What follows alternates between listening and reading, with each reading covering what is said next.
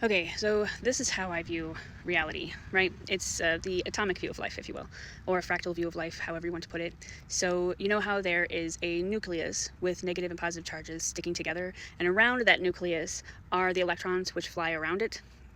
And you know how things happen in fractals in nature, from the quantum all the way to be detectable to, from the quantum level all the way to the level that you can detect with our eyes, like when you look at a tree and you see the stick and the smaller stick and the smaller stick, all the way past our ability to be able to see. That's what happens when you grow the love inside yourself. We are a fractal of energy. So you see, that's how I see it. Okay. So imagine the same thing in other places, like colors and emotions. In the color wheel, you get primary colors, the nucleus, and then there are secondary colors orbiting the primary, mixing with their neighbors. You get purple, green, and orange. It's the same with emotions. All those are on the globe, just like the atom on a planet, which is a globe. When we look at screens, they are a 2D representation of the globe, like when you're looking at Google Earth, but you get the idea. And this way, your body is the nucleus for the sphere of influence around you. We all have electrons, like the toroidal field around us. Some are actual electrons, but others are emotions and thoughts that, in that way, your reality changes the reality of those around you. Their reality changes you as well. It's a sphere of influence. If you find yourself surrounded by negative people, you'll be influenced by their negativity. Greed begets greed, wealth equals wealth, positivity equals positivity, and so on. If you want to be wise, you go be with people you find to be wise. And that's not saying that you can't be those things independently. It's just saying that it will help grow those emotions if you happen to be around a lot of people who are that particular way. People rub off on other people. But if you want to be love, you can go around loving people. Volunteer, or traditionally would be a good way, or traditionally it would be good going to church. Those are two examples. The reality is it's hard to find those people as we get caught up in our own fears. You see, fear is a mechanism of control.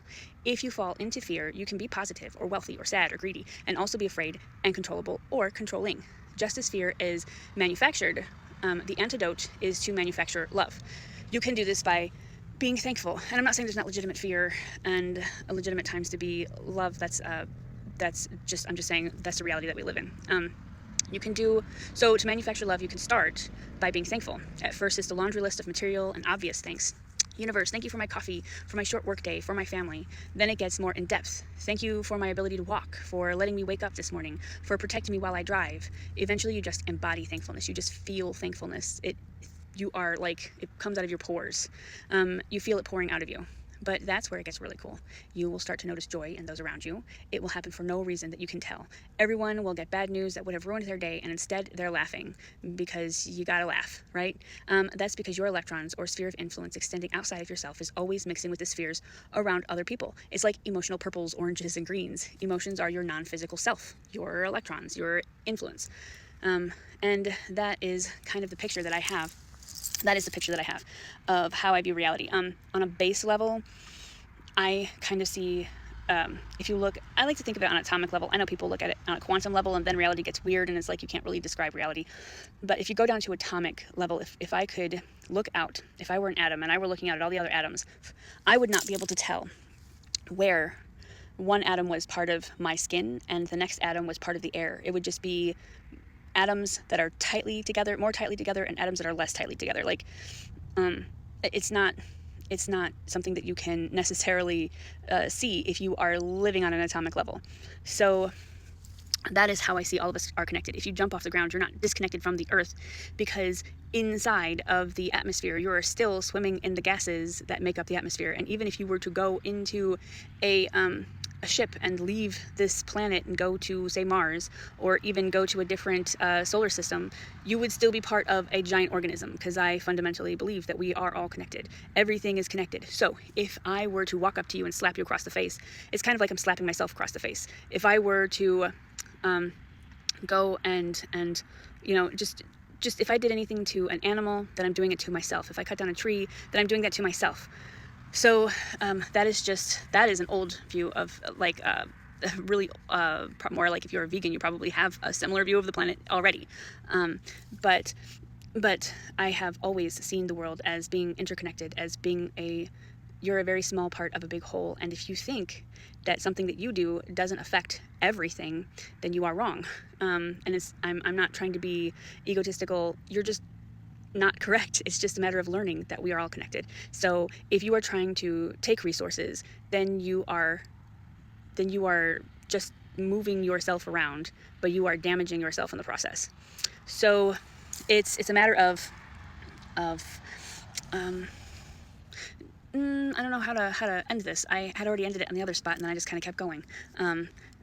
But it's just a matter of seeing the world from a bigger vantage point, understanding that while you might be unable yet to detect everything that is around you, that there is more going on, that you are the nucleus to a very large, you're part of a very large system. You're just one tiny atom in everything, and inside of you there are more atoms, and inside of those we don't know how small it goes. We don't know how big it goes, we don't know how small it goes. Who knows? So that is just your idea for today. I don't know if it's a mindfuck. I think that is pretty self-evident, but I can see it pretty well in my mind, and I've always kind of seen it that way. So yeah, I will talk to you soon. Bye. I just want to make it abundantly clear, because I was editing that video, that the whole purpose of viewing the world like this is to explain how your decisions absolutely do affect everyone around you, and how love can create a larger field of influence. So, because negative emotions are more dense and the positive emotions are harder to cultivate, but also can create a bigger sphere of influence. So you can actually influence more people because your sphere of influence gets bigger. But it's a way to explain how you can influence people around you, and in a world where we think that we are all just stuck in our minds and we're not actually, and people around you have a choice. And I'm not saying they don't have a choice, it's just, it's hard to avoid the energy of other people.